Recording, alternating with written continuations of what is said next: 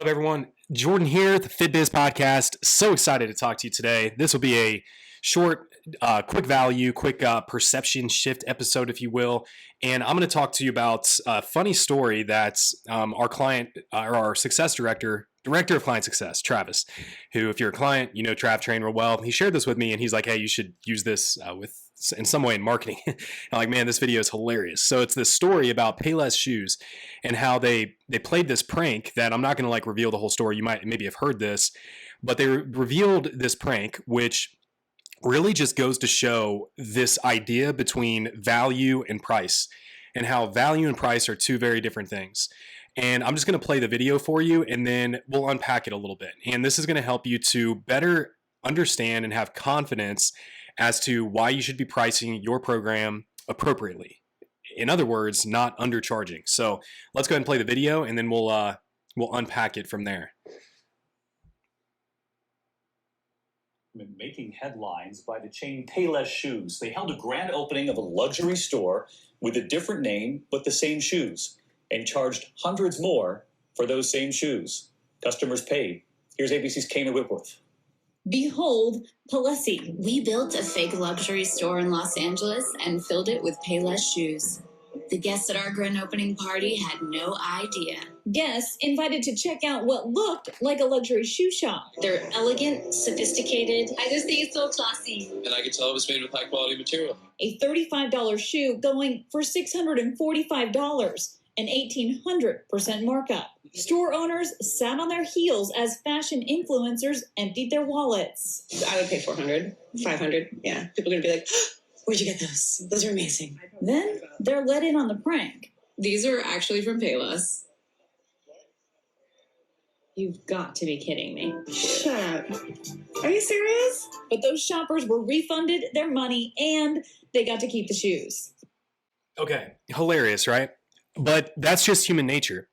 We ascribe value a lot of times, or almost always, that's directly dependent upon the price something is tagged at, right?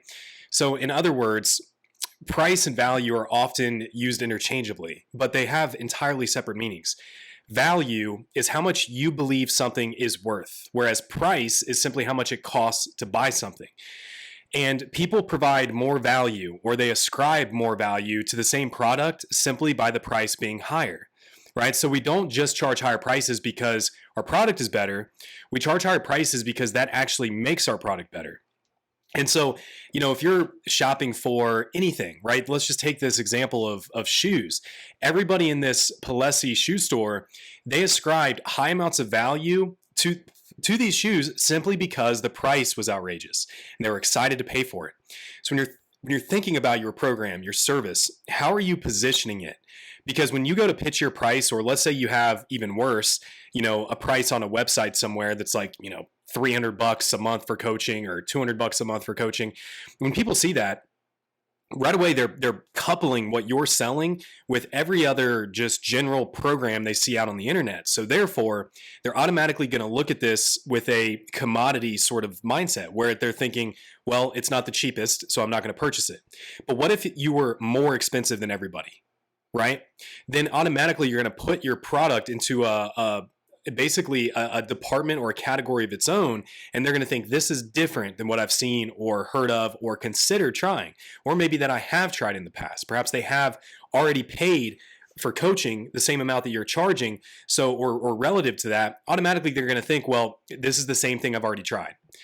So it's one thing to just really, really think about and unpack, right? And well, how do we actually get to price our services higher? Well, there obviously are different components to that. You know, if you're brand new and your product isn't that great, you're going to have a hard time positioning the value of that product in a good way. And there are ways that you can package your offer and talk about your offer in a way similar to how Payless did, that communicates exclusivity, value, luxury, prestige, right? And if you're not currently doing that, it really, there are many factors, but really it just comes down to your belief and conviction behind your product. How good do you think it is? Because if you don't think it's very good, you're going to have a hard time selling it at a price that it should be priced, right? So, you know, when you're thinking about like even what kind of clients you want to work with. So what Payless did was they targeted a different demographic than those who shop at Payless. Paylessy is a different market, right? Payless is for the bargain shoppers. And like Jay Abraham, I believe, said this. He's like, there's no strategic advantage to being, the number 2 or number 3 cheapest product out there. So you might as well be one of the most expensive, because that will give you a strategic advantage. So what I'm not saying is, charge outrageous amounts for your coaching just because you can. So what I'm saying, there's obviously a line to where it's not going to help you much, and it might just be purely, a ripoff, right? But, let's just talk about like what normal prices in this industry really are. So if you're selling a 6-month program, anywhere between $3,800 and $5,800, that's a fair price range, okay?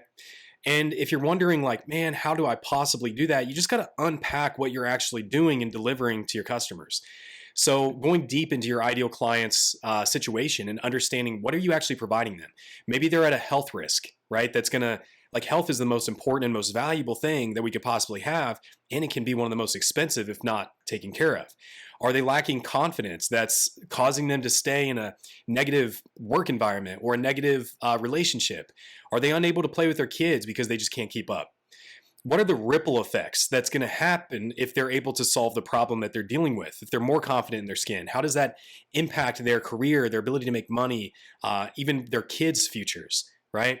Or what's the cost of them staying where they're at financially? They're probably going to end up spending more guessing and trying things that don't work, or emotionally, settling for less than they actually deserve, maybe depression, time. How do you make this solution, your offer, get them a result faster and simpler than what they've seen in the past, right? So there are all these components that I'm not going to dive into today, but marketing, pricing, your positioning, it's all just a science. I'll give you one more example before we sign off. So they did this experiment, and I don't know who the company was who conducted this, but they took like 50 people and they had them blind taste test wines. And so they told them, we have 3 different types of wines that you're going to taste test. One is very cheap, like, bottom shelf. The other one is sort of middle of the road. And the third wine is super expensive, like top shelf. They had them blind taste test these and then rank them according to which they thought was best, right? So it was basically like a direct correlation where they said the most expensive one was best, the middle of the road one was second best, and then the cheap one was the worst. So they take the blindfolds off and they tell the entire panel that, hey, these are actually all the same wine, right?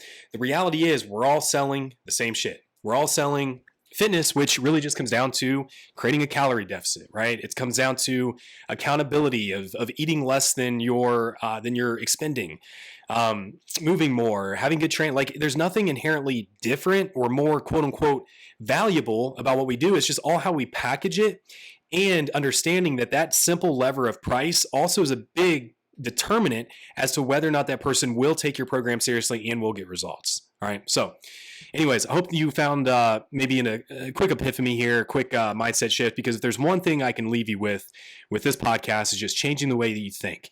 And I'm so convicted in this because I've been down this road. We've undercharged in our fitness business, and we've seen the differences in our results and the impact that we can make by charging, a good amount and working with clients who are going to take the program seriously. So I hope that this has in some way inspired you to look at your offer and your pricing model. And if you're not sure what to do and how to increase the not only the real value of what you're selling, but the perceived value, how you communicate your offer to your audience that gets people to think pay lessy versus pay less. There's a science behind it. No different than there's a science behind how you get clients or how you help clients to lose weight. There is a science behind communication, marketing, positioning, and it's plug and play. It works. It works no different than a calorie deficit works. All right. So if you need help with any of those things, that's what we're here for. Shoot me a message, or you can just go right to the link in the show notes. There should be a link there that you can apply. We'll hop on a call. We'll look at your offer, look at your business, and figure out how to help you. So anyways, see you on the next episode, fam. And thank you for listening.